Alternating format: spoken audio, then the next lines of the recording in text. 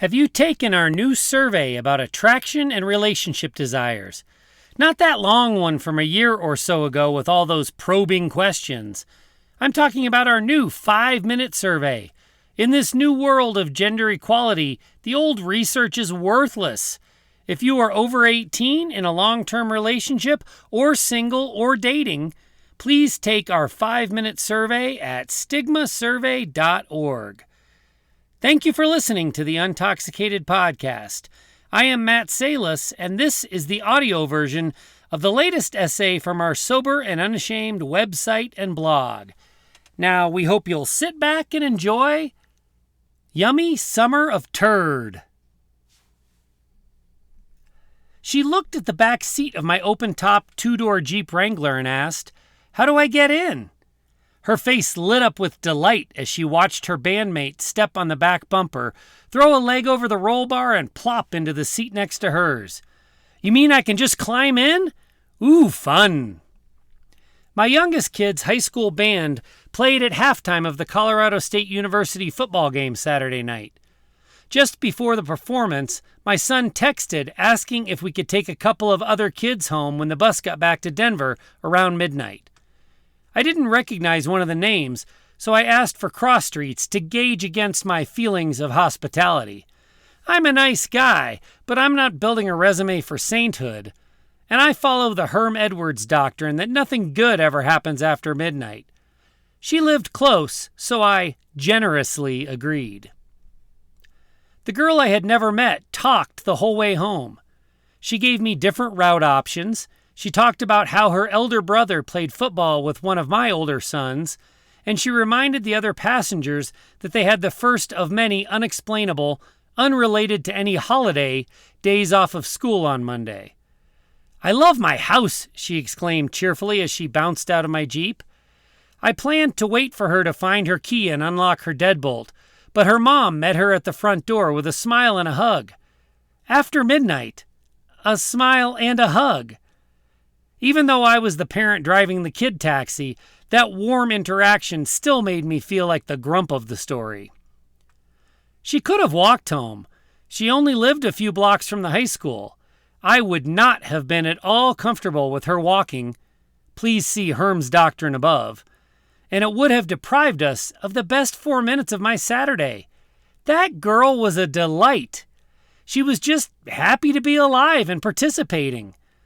If I had pulled over and asked them all to dig a ditch, I'm quite certain she would have had remarked positively about the angle of the spade blade or the richness of the soil.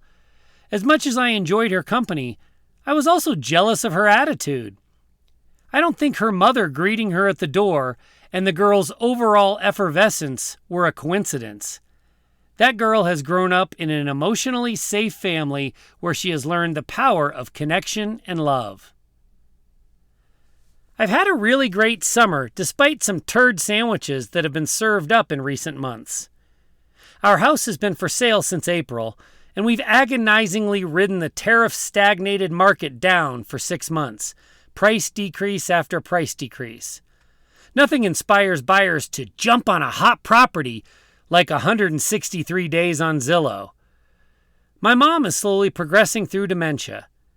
My mother-in-law is suffering through more acute medical trauma that included a helicopter flight to a specializing hospital. And my wife's most beloved and cherished cat, Gordon, has developed diabetes with the complication of urinating outside the litter box. I guess Gordon really doesn't want to move. 3 things come to mind when I recap my summer of 2025. The first is that I often say in my emotional maturity, improved self-confidence, and overall enlightenment that I now know how little there is that I actually control. With a summer like this, I better believe that slop I am dishing out. If I thought long-term sobriety and offering to drive teenagers home after midnight would result in some Pollyanna ease of existence shit, I was wrong. The uncontrollables don't care if I'm a nice, sober guy or a selfish drunk. Either way, the uncontrollables keep on coming. Second, I am aware of the degree to which I am recapping first world problems. In fact, I mumbled, "whiny little bitch," to myself while typing. At least I live in a society with a helicopter to fly my sick mother-in-law. And do you know what the treatment was for diabetic cats in the 17th and 18th century Europe, Africa, and Asia? Cat stew, according to the interwebs. So yes, I appreciate that my summer did not include any shovel use for digging after midnight roadside ditches following band performances or otherwise. Third, I really have had a great summer in spite of the kicks to the Ghiblies.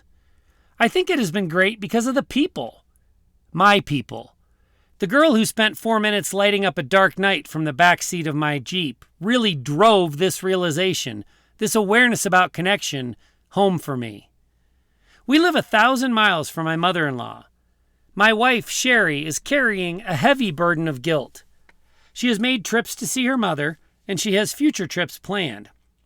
She is helping her sister with insurance and doctors and rehab facilities, but there is only so much she can do from across the country. But here's the cool part.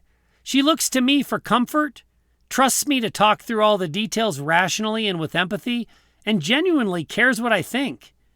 She is sad, she is frightened, and she is mourning, but she is not alone. I watch from afar, even further than my mother-in-law, as my father cares for my mother. She has more good days than bad days, and they are learning how to cope as they go. My sister lives closer than I do, and she carries more of the support burden than me. I feel guilty. Guilt for the distance. Guilt that I am not doing as much as my father or even my sister. And guilt that with a progressive brain disease, there is nothing I can do to just make everything magically better. But in spite of the guilt, I feel comfort knowing my mother has my father and that my sister is much better about staying in contact and shouldering the emotional load. I wish and pray for something different, but I am not alone. None of us are alone. We have a calm and reassuring real estate agent who is willing to listen to me rant anytime I need a place to put my frustration. If our house was for sale by owner, I would be firing myself for being an idiot on the daily. But with the support of professionals and clear, logical, emotionally safe reasoning, Sherry and I are able to talk about the situation rationally. We even laugh about bad luck, bad timing, and our own bad decisions with the perspective that it really isn't as big a deal as it feels in the moment.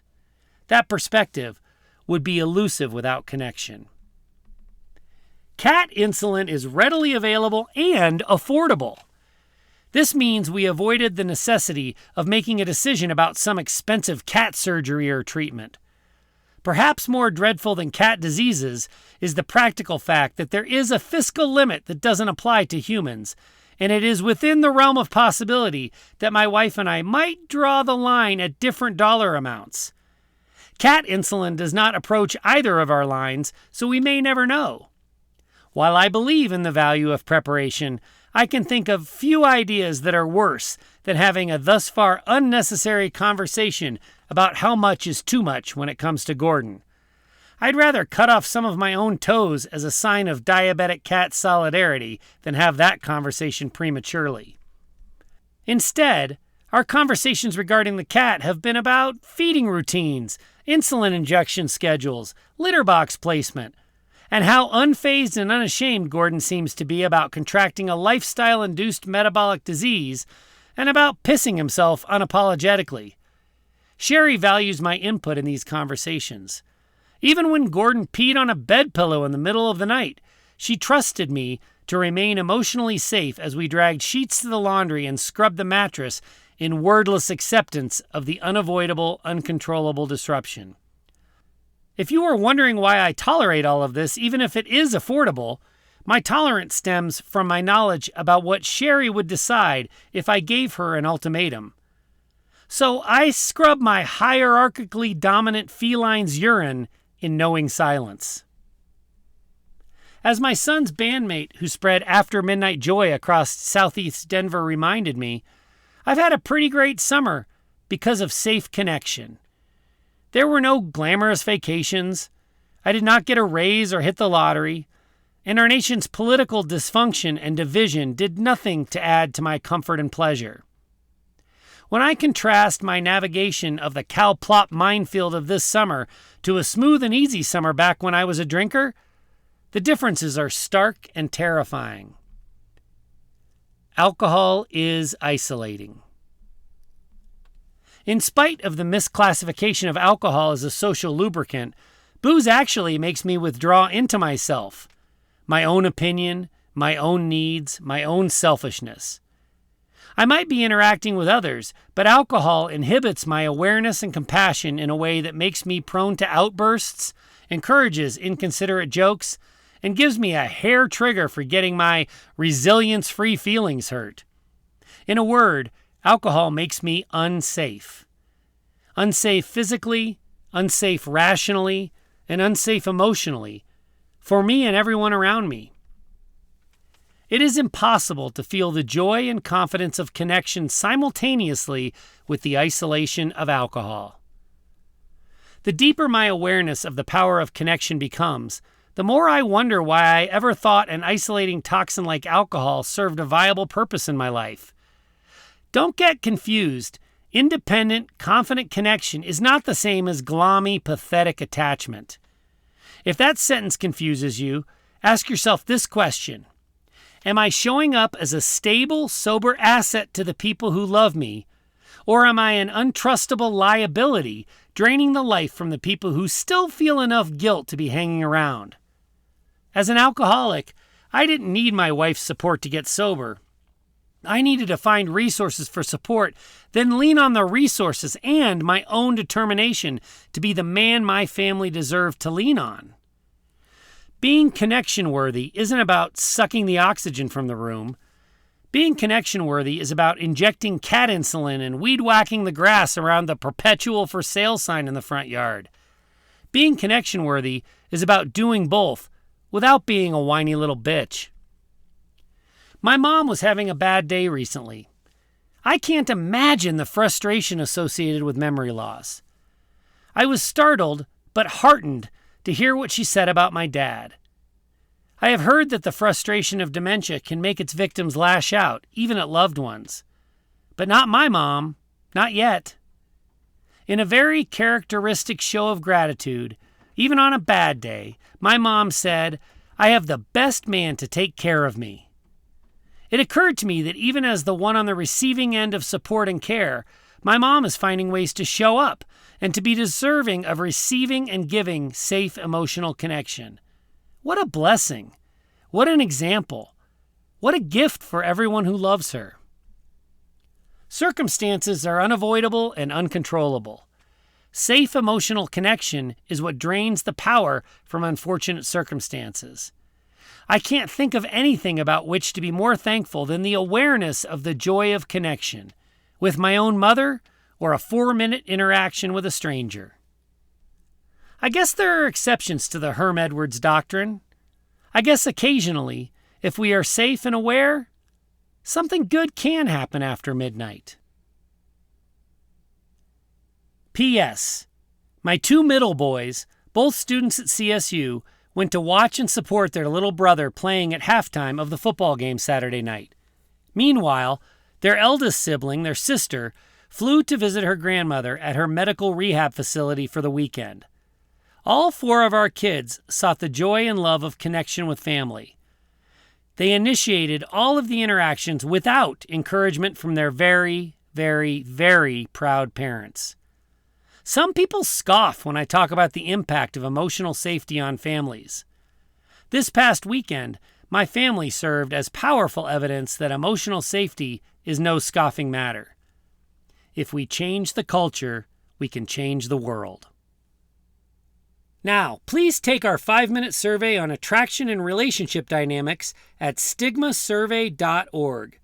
We especially need young adults to take our survey, so please share it with your young adult children. Thank you in advance. And thank you for audio reading. You've got this, and we've got you.